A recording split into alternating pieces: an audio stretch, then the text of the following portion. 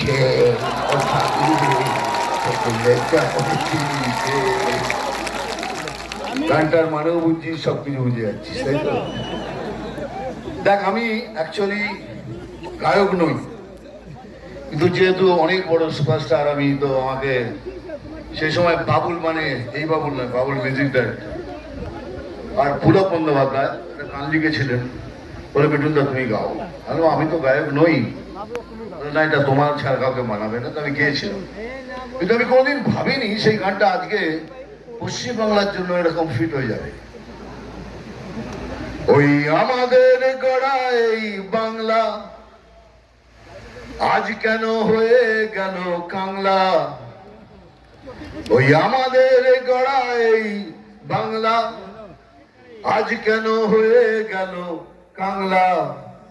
যদি প্রশ্ন করে বীর নেতাজি, কি তার জবাব দেব আমরা? ওই আমাদের গড়া এই বাংলা আজ কেন হয়ে গেল কাংলা। যদি প্রশ্ন করে বীর নেতাজি, কি তার জবাব দেব আমরা? বন্দে মাতরম, বন্দে মাতরম, বন্দে মাতরম। ভালো থাকবেন। অগ্নি জিতলে পরে আবার একবার আসবো।